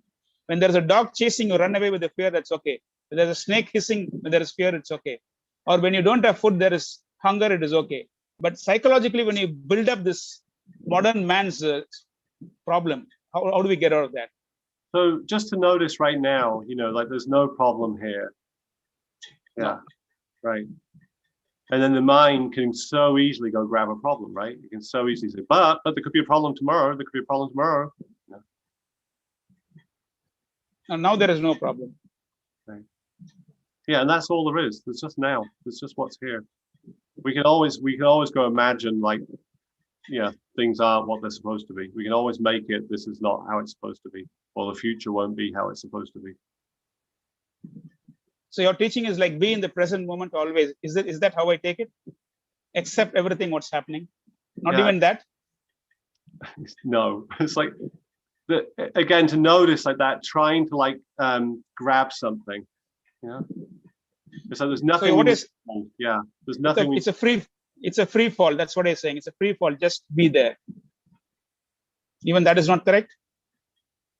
It's like anything we grab a hold of as like the teaching becomes a problem for us. So it's beautiful when we like, sometimes we get insights and we're like, oh, this is great. Like, wow, yeah, be here and then whatever it is. But whenever we elevate that to like, that's what I've got to do all the time, or that's the solution to it's like, that's not true. Then it becomes a problem. Then we just make ourselves wrong because I wasn't in the moment, or I had a thought about the future, Or I experienced contraction, or I experienced stress. It's like, yeah, sure, yeah. Still, like I've been now talking to you for maybe about 15, 20, 30 minutes. Still, you've not maybe given me a single line as to what the teaching is. You said that not surrender, not accepting, not projecting. So what is it exactly? Like for me to remember at least. Is it just being what you just did for me about 5-10 minutes ago? Just being in the moment. So So just notice like remembering. Remembering means that we're not allowed to be here because we've got to remember something. So I'm not allowed to be here because I've got to remember the true teaching that I was told yesterday or 10 years ago, whatever. And then we're just like constantly judging what's here in the light of the true teaching that we're supposed to be remembering. Rather than just being here simply as we are. Without a problem. So that is be here as you are. I think that would be a reminder. Yeah. Because I think, Ramana Maharshi used to say, at least use one thorn to remove a thorn. So a teaching, we can say, is like a thorn. You can at least have one thorn to remember and then throw that away. When no more thorns are there, you can even throw the thorn which was used to remove thorns. And you are one of the teachers I've seen, I think only the second teacher who in the beginning of this talk, and even in your website, you were talking about sexuality after Osho. Osho was a man who spoke about sexuality. Uh-huh. So is there anything on those lines that you would like to advise generally human beings, that we are curtailing our sexual desires? And that would be one of the portals which could be opened up for, reducing suffering. Yeah, it's like the invitation to trust our natural experience, to trust what's actually here. And again, I really want to invite you to not make a problem, to not give yourself the problem of like figuring out the true teaching. I understand. Yeah. But what about sexuality and your teaching? What would be the correlation on that? So the way that I see what I'm doing is I'm meeting with people and we're exploring whatever's alive for them. So the reason I have a sort of specific teaching around erotic embodiment intimacy is because I want to make it clear that space of the erotic dimension of our experience, the sexual dimension of our experience, is available for exploration. That it's an important part of our experience as embodied beings, and that it gets to be here and we get to have that experience. It's not invalid, it's not less than, it's not unspiritual. But it's not that I'm coming with some ideology of like how we should be experiencing reality or how we should be experiencing our erotic experience. You know, I'm inviting loving awareness to wherever it wants to go for us. You know, to whatever the experience is. So could I interpret saying that then the social marital one-to-one relationship is flawed, which Osho said, and therefore said there should be no marriage in this world? So all the sort of social conditioning is just social conditioning, right? So it's back to this, you know, what we were talking about earlier about, like, what's the authority of these ideas of how I should be experiencing reality? You know, like, this is what's true, this is what's happening, this is what's alive. And then this voice comes in and says, like, no, you should be feeling it this way, or it should be like that, or you shouldn't be experiencing this experience. And this is totally made up, It's somebody else's idea. Something you were told to remember. Yeah. So the invitation is to really honor what's actually true, what's actually alive, what's moving, what's here. Yeah. So don't worry about the society, don't worry about the national penal code, nothing, just what's happening there, go for it. Whatever is happening. Honoring what's true in the moment, like what's actually true, what's real. Yeah. Which means literally we become like outlaws, literally, sort of. We don't obey any law except our own law, which is whatever it is. Am I right? I am a law unto myself. It's like the highest authority is our experience, the highest authority, right? So whenever we give authority to anything, we're giving that authority, and we can give it consciously. We can say, like, right, yes, I'm for that. You know, I want that. I want to give myself to that. But it's always we're choosing. You know, like, so it's like this is like what resonates here is the authority. If it doesn't resonate, then like, why listen to it? Why obey it? I understand. Adam, I want to just share with you my personal thought. You've spoken about the sexuality part, I can understand very much. Now, for example, in the day-to-day living, we see politics in the world, in our country, everywhere, where I feel it is totally wrong. And amongst the spiritual teachers, only Osho was the only one who went against all the political systems in the world. So I feel, though I am basically by profession, you know, a medical doctor, I feel that, you know, I'm pulled towards what's happening elsewhere in society, where according to my own system of being right or wrong, I see there is 99.99% totally wrong. And I feel I'm pulled towards politics, not just sex. And I feel, and that thing is coming out in the last couple of years, and it is actually bubbling out. As the spiritual awareness is increasing, the thing just to go out and say what I feel is right. And maybe, you know, get down in the process. It's okay. You feel that's the right way to live, that what you feel is right should come out from within. And you just go for it. It may be the bed or it may be the parliament. Yeah, it's like, what else is you know, where else are we going to give authority to? You know, it's like, it's our experience. It's like, this is the life that wants to come through us, that wants to live. You know, and we were typically given a message like, well, that's not true. We shouldn't trust ourselves, and, you know, like, you know, listen to what, give your authority out here, give your authority to me, listen to what I'm telling you to do, rather than listening within, listening to what's actually true for us. Yeah. Yeah, Then thank you. Simple. Yeah. Okay. Thank you so much, Adam. Bye. Thank you. Thank you.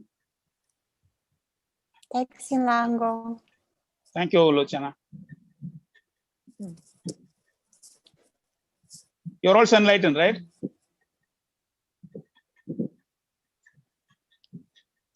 I'm from England originally.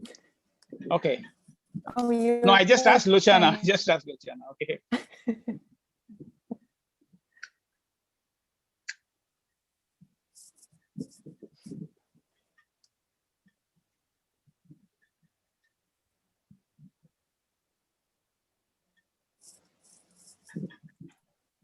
Marby wanted to say something. Please unmute yourself.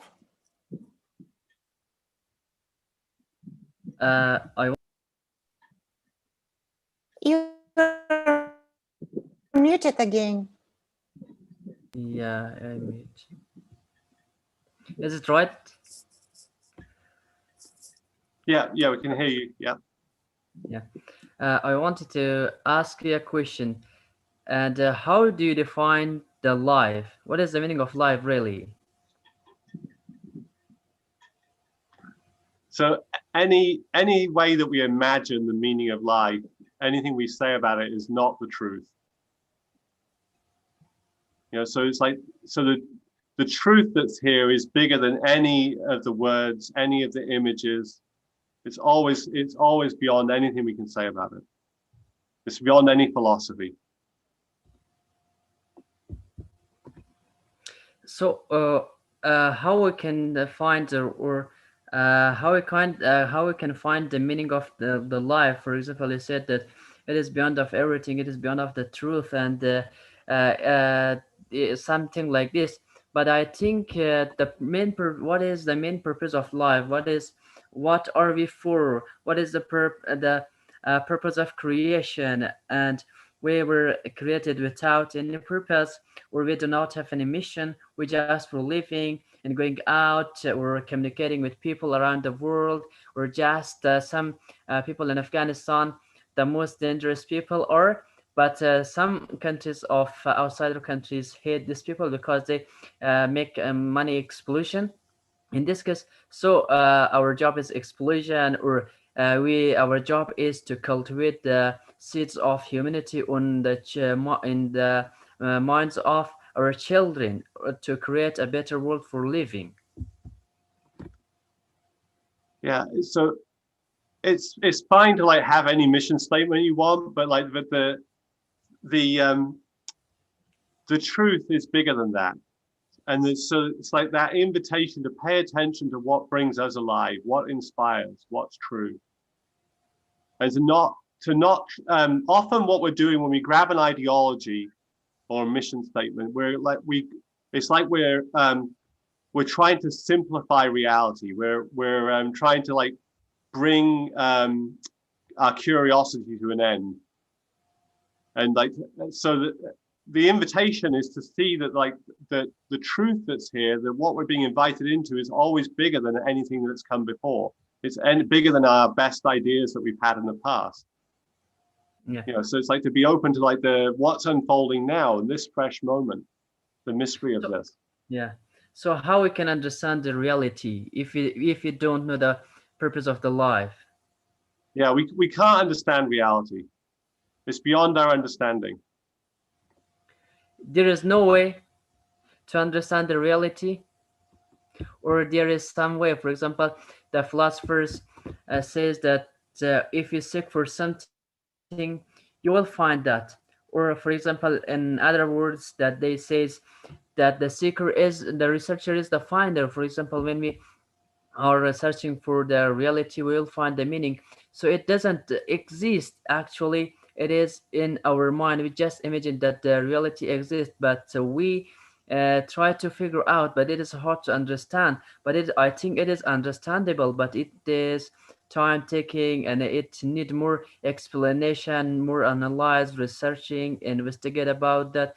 In this case, we will find out the reality. Okay, But so what do you mean by understand?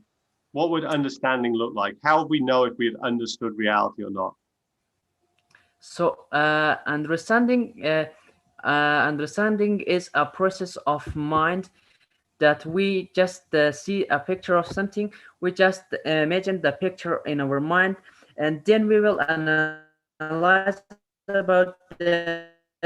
And when after that we will receive the concept of that, and after that we will create an idea where we will deliver something for other people around the world, that it is the meaning of understanding. If there is no understanding, we will not understand ourselves. We will not understand the worth of humanity, or the worth of human beings, or mankind. And I think understand is a process that is just like it is like a chain that like a chain, it is communicated with each other. If one of the chain is missed, this series will damage, because we just try to analyze about the things with the notion, with analyzing, with perceiving, and there is something else. One is understanding, and one is perceive, and one is notion, but there is many differences. But it is I think it is beyond of my mind, because and it is philosophers that to find the meaning, but all the philosophers around the world make mistake to say that they interpret some things in their own literally, and they do not go deepest on the mind of truth or reality. But we cannot find the real meaning of reality, but we will get something if we investigate about reality.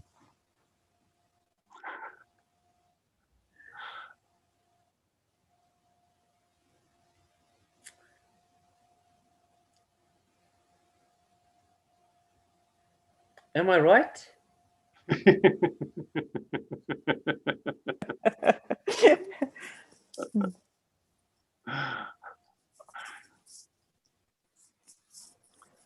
So we have thoughts, we have images, we have interpretations, and Yes, of course. yeah, and they're part of what's happening, but they're never the whole of what's happening.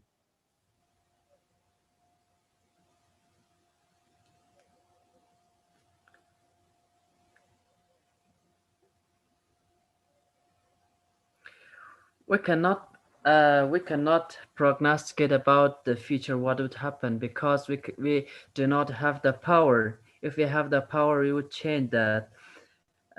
For example, uh, uh, imagine that after 10 years or 5 years, what would happen? Can you prognosticate or prophesy that? We cannot.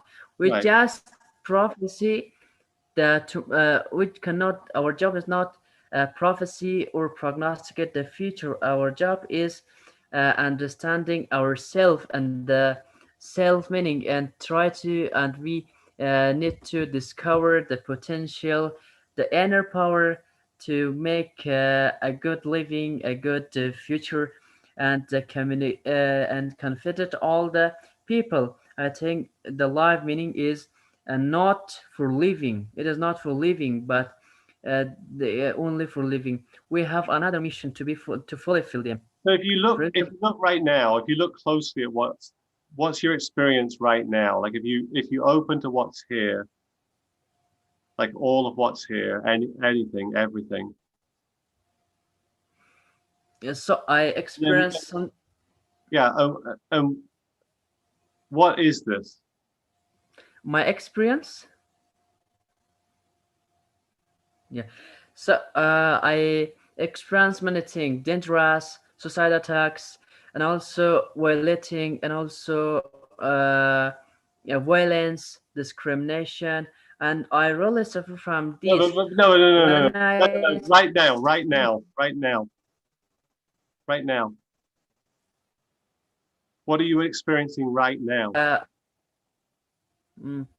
I experiencing communicating with people, how to communicate with people, and how understand them, and how pay respect for them, and how join the people or unify the people from different nations, from different classes of a society. So And yeah, I'm experiencing, yeah.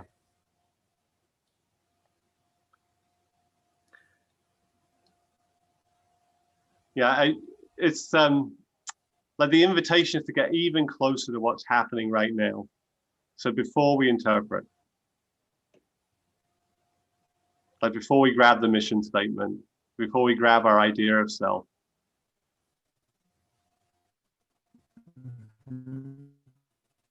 At this moment. I cannot I don't know what to say. It is a hard question. Yeah. Yeah, beautiful. Yeah. Yeah, like that's the invitation into reality. Like what's here right now. And it's like, yeah, it's immediately like obvious that we have no clue what this is. Like it can't. It's an impossible question to answer. What is this? It's impossible. It's so big. Yeah. And we have no idea, like, where we have to grab a starting point. We have to It is grab beyond our head. Sorry? Yeah, it's like, It is beyond of our head. yeah, exactly. Yeah. We cannot we cannot find the meaning of everything that we want, but we will find out some of them, not absolutely all of them. And I still don't know what is my mission in the world. I still don't know. When I'm asking this question for myself, I really don't know, and I cannot find a logical reason for purpose of creation. Yeah. I'm just wondering about this, and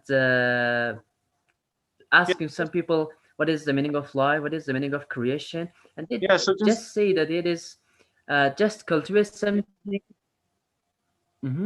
Yeah. What did you say? So when we open to what this is, when we ask, like, what is this? Like, really, like, here now, what's actually here? It's like it opens us, like, we realize, like, wow, I have no idea what this is. It opens, and then we're curious, we're interested, we're here. We're like we're intimate with what it is in a way that we're not when we think we know. When we think we know we have the answer, it's like we're living in the realm of the mind and concepts and interpretations, and we're not actually available to what's here. Yeah, and this is really the invitation, is like to actually allow ourselves into direct contact with reality. Yes, absolutely. Yeah, beautiful. Yeah, it's right. Yeah. Thank you. Yeah, I really appreciate your question. Thank you. It was a good question. Goodbye.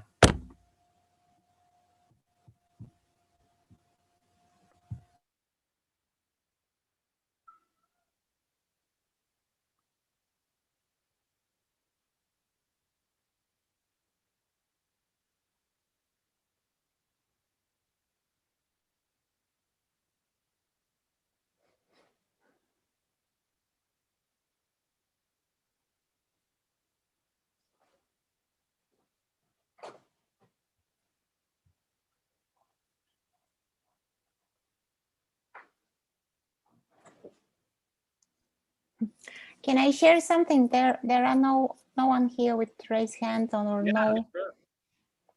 You hear me well? Because I think I'm a little bit unstable. I hear you clearly. Yeah. Yeah. No, it's just I felt some guilt regarding. I don't know, just a guilt. I feel guilty a little bit. Oh. Yeah. What's the story that's there?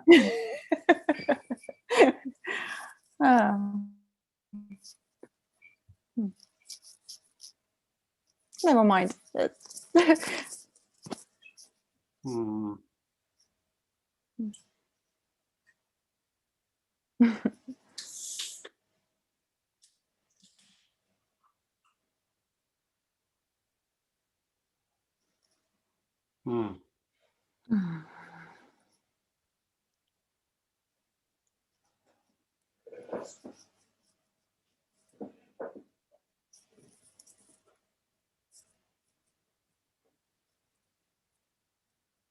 Yeah, so lovely being here with you. Yeah, same here. I hope everyone is feeling good here, or no. All those who are watching on YouTube or Facebook, you can join us. Really, we have 20 minutes maybe left, but you can join and just share this mystery. And you're not responsible for everyone's feelings. Oh my goodness. I didn't listen this lesson, so it's coming constantly all the time. Yeah, everyone gets to have the feelings they have. It's not your responsibility. You don't have to manage how people feel.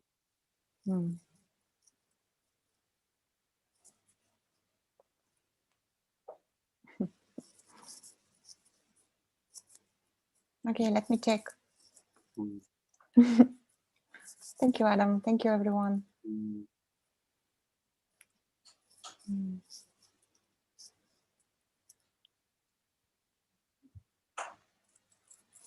I can't seem to pin videos anymore. I don't know why that's. Mm. You can't see what? I can't pin anyone's video anymore. Oh, I don't know why. You are a host now. Oh, great, thanks.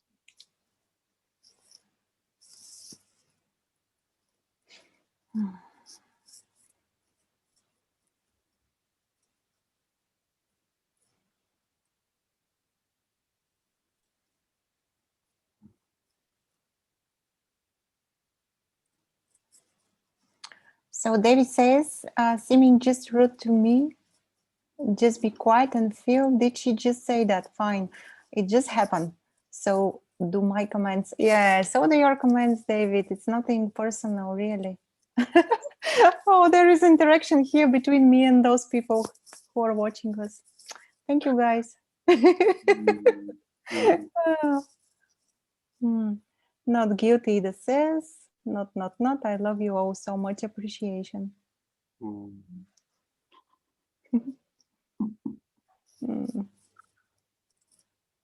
So the moment it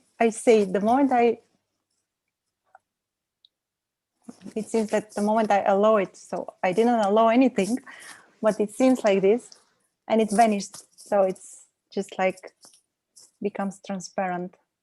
Yeah. Beautiful.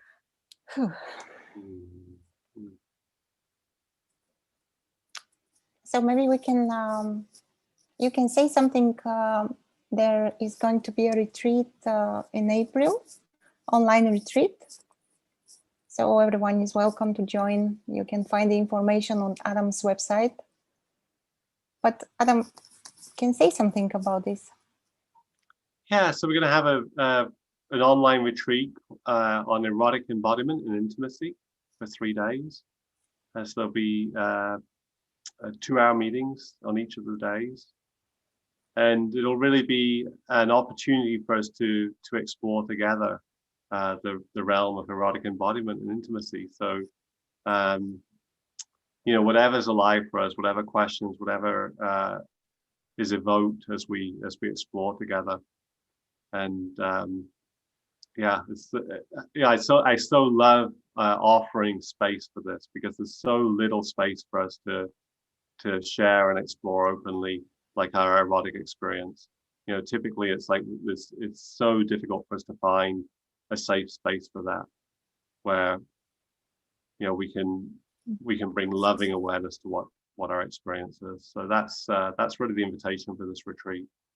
And I've been doing this work for a couple of years now in this particular domain, and it's so rich, it's so fresh, and powerful. So I would totally welcome anyone here today who feels called to explore that area to sign up for the retreat.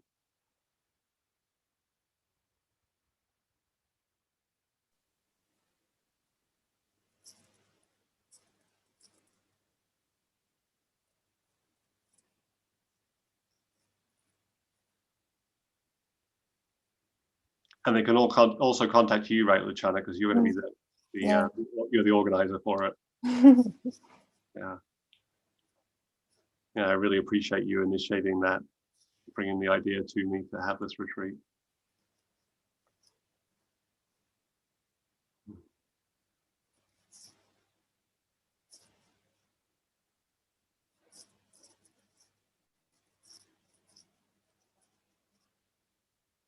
There's also a 2-hour event on a gathering on Saturday, April 2nd, or is it 3rd? Yeah. Anyway, it's the Saturday. If it is Saturday, it's 3rd of April. Yeah. Yeah, April 3rd. Yeah. So there's a 2-hour gathering then as well, hosted by Open Circle, and that will also be on embodiment intimacy. We have Howard with raising hand. Great. Unmute yourself. Hi. How you guys doing? Great. Great. Hey, I was wondering, I haven't heard you before, and I just wanted to ask you a quick question to just see where you're at on this. Do you think, or do you believe that you have a brain that exists in time and space? I don't really believe any of my beliefs. Like beliefs are just things we make up that are helpful, maybe, you know, but they're not ultimately true. So you don't think?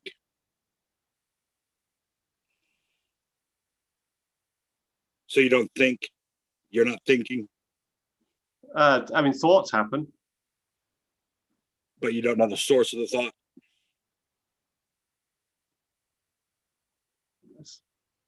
When I look at my direct experience, it's like, yeah, where's it happening? Where's it coming from? Where is this coming from? I agree. Thank you, sir.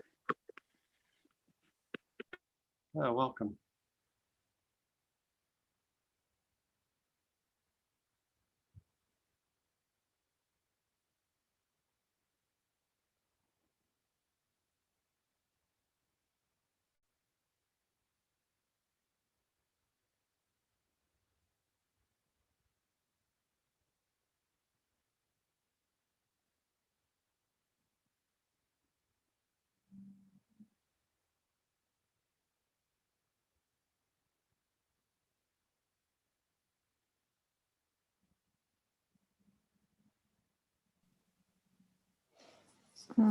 I also will share something because I don't see anyone. I didn't want to take time for anyone, but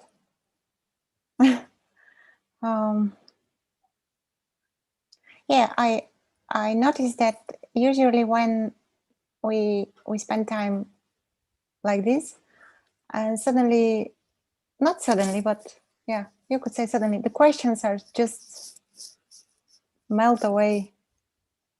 Yeah, I don't. It's just it's getting difficult to speak. I don't know, like how to put it in words. So I need much energy to. Yeah, and it's beautiful, like to just notice like that, the way that as we open, like the need to know sort of falls away, and you know, the idea of like what we're saying is like the truth sort of drops away. So it's like, so we just, you know, it just becomes much more open and free. It's like, yeah, and the silence is totally welcome. You know, it's like, it's not a problem. We don't have to find something.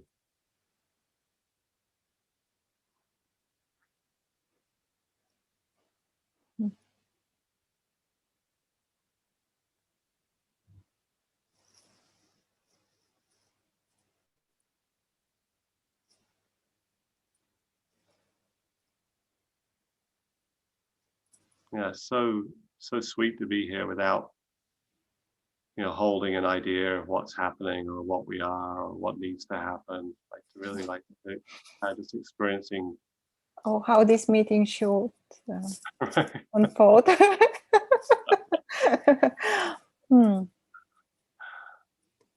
Yeah, I received a message from Elango. He wants to say something again, and I will unmute. Okay. I will invite him. Hi, Elango, again. Hello, thank you, Luchana. Adam, I just wanted to ask you: does this body mind have a free will, or is it everything programmed? So, what would be different about our experience if we say yes or no? If we say there is a free will, then there is an intention to change things. But if we say there is no free will, it's destined, you just surrender. That would be the intellectual understanding. So, if you look at your experience right now,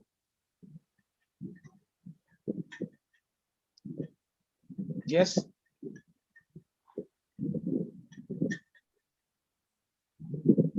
Is there free will or not? I mean, the experience is there is just silence, but the answer to the question over so many years of understanding about science and spirituality is there is no free will. apparently. But I had always done my own research and found out in an infinite universe, free will always remains a possibility. It's a caveat to the statement that there is no free will. In an infinity, free will is still a possibility.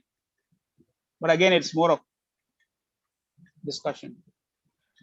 But my question was to you. Yeah, it's two. The thing about all these philosophies and philosophical discussions is they're not like they're so disconnected from our direct experience. So when we look at a direct experience, it's like what are we looking for, or if we ask if there's no free will, where do we look to find the answer to the question? That is part of the destined program for this robot, for this body mind, which is part of the cosmos. It's a program happening. That's it.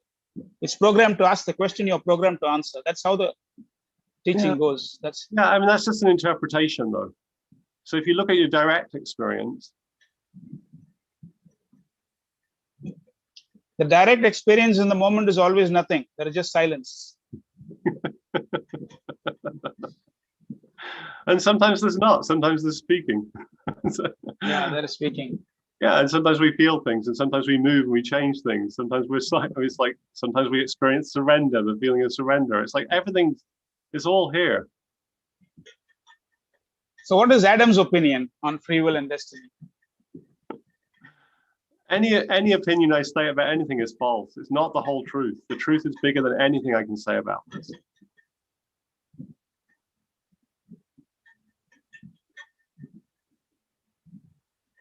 And another usual teaching is that, a human being has a false self, which is made by the mind.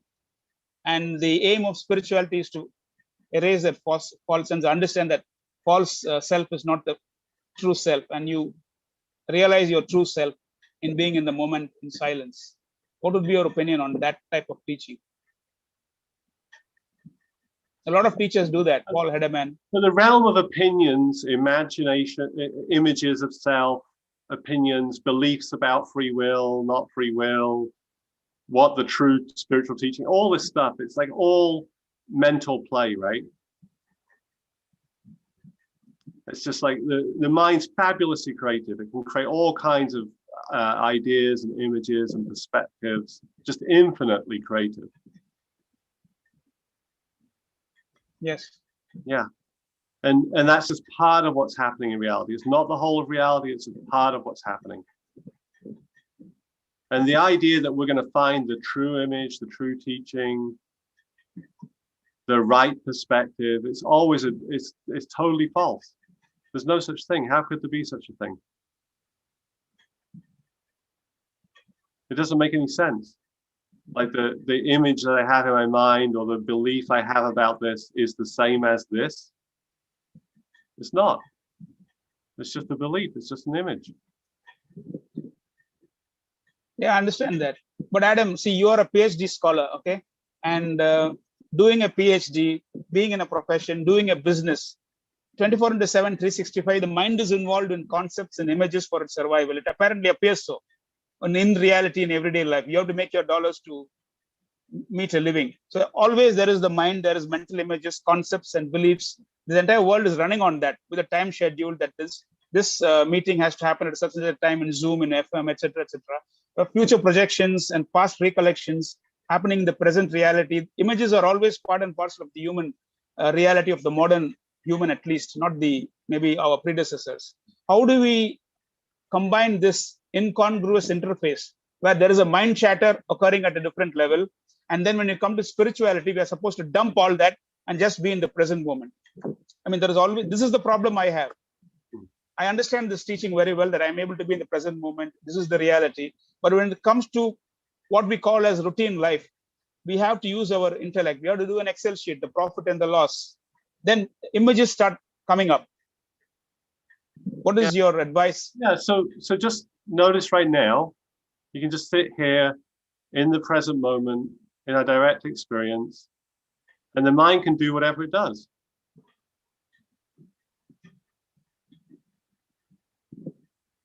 It's not so a problem to control the mind. We don't have to make it do something. It can just have whatever images and thoughts it wants.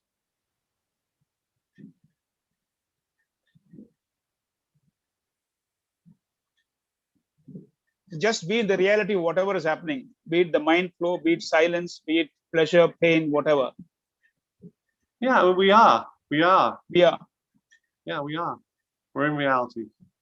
So can I say that the problem happens when I start resisting reality? I don't accept what's happening. The problem arises in the human mind. Is it so?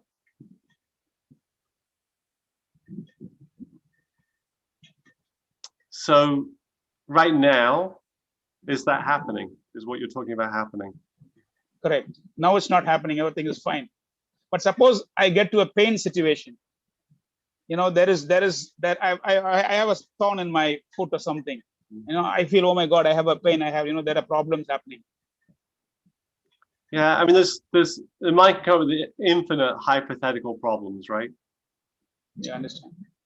Yeah. Brilliant. Thank you, Yolanda. Okay, thank you. Thank you again. Yeah. So much.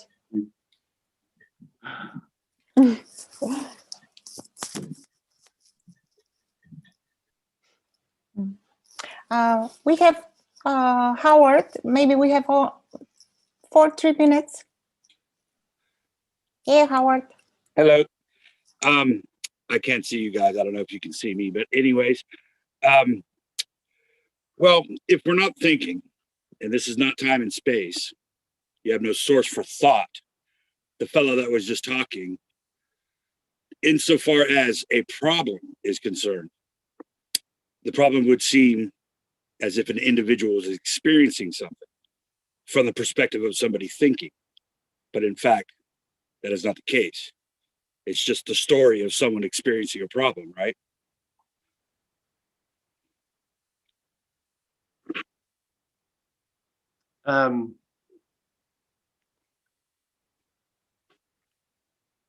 Yeah, I mean, maybe. Well, what I'm saying is, if somebody's like, for example, you know, eroticism, like your thing with eroticism, for whatever it's worth, you know, whatever you want to look at is fun and fine and whatever. But that's not really two people having sex, is it?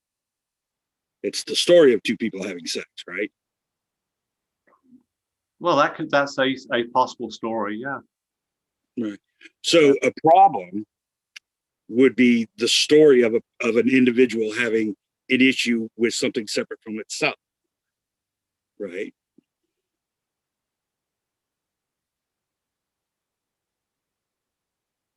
Yeah, it's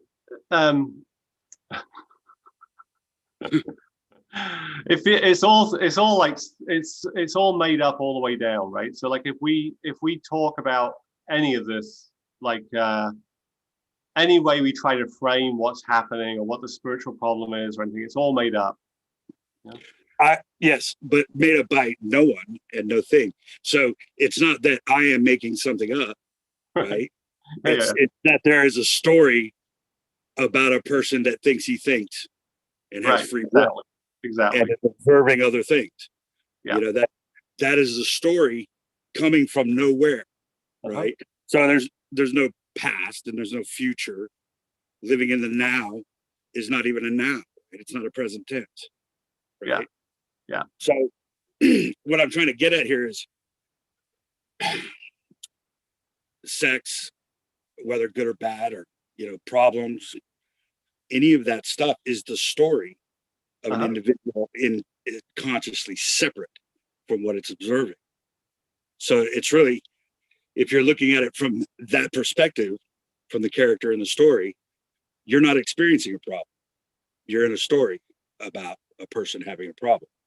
And in this way, I, at least in the story, can find a certain degree of comfort and peace in knowing that as the storm is passing, it is just the story of an individual storm. So I was just trying to reflect on what that other guy was saying. Sorry. Yeah, and like this, yeah. So it's like this. Whatever we're saying is a story, and there's more here than story. Yeah. Right. Yeah. So, you know, the beautiful thing about not being able to talk about what is that as the story seems to unfold in space and time, through separation and consciousness, what really is happening is none of that. There is no individual, there is no thing happening. There is no story, actually. There is, the character in a story thinking that there is a purpose or a reason or a need or a meaning. And all of these things are limited to the character in the story. And like myself, I think I am looking at other things and dealing with life, but I cannot see beyond my story. And so the thing about having some kind of question or answer would also be limited to that perspective. And there's no, or that reality for that character. I cannot exceed, I am, but I am is in no way the totality of what is. But what is, I cannot explain because I am limited to my perspective. So for me to say there is something beyond what I am experiencing would be a character trying to say that he knows who wrote him or something like that. A character trying to leave the book he's in and experience the book from the person that's reading it in that dimension. So I can only say what I know from within this character experience. And therefore, I cannot say whether there is something beyond my character or if my character is all there is. I can only know that I don't know the source of my thought. I don't know if this is time and space. I don't know if what I'm experiencing is any kind of actual happening. I can only know that there is a story that seems to be occurring. So, I mean, that's kind of where I wanted to ask you about, how you got into the eroticism, but I guess I went off track. Sorry about that. Thank you for your time. Thank you so much. It's a great meeting. Thank you, Howard. Thank you. Oh. I love the list of what we don't know. So I guess I need to put an end. Adam, thank you so much for your time and your beautiful presence. I don't know how to put in words. Your love. Thank you, everyone. Yeah, thank you for inviting us here, Luchana. Yeah, really beautiful being with you and being with everyone on this call. Yeah, really lovely. Thank you. It was beautiful. Thank you, Howard. Yeah, thank you, Howard. Yeah, thank you, Adam. Thank you. It's great. Susan, sorry, but I think your hand was raised, but maybe next time. I'm sorry. Or okay. Oh yeah, no. And actually, I just want to say thank you to Adam. I know I've been to his live retreats up here in Seattle in the past, and yeah, thank you, Adam. It was wonderful. Thank you. Lovely being with you, Susan. Thank you, everyone. So this will be on YouTube, and so everyone could see it if there is a desire. Thank you so much, everyone. Thank you, Emerson. Thank you, Adam. Thank you, Luchana. Thank you. Good night and good day.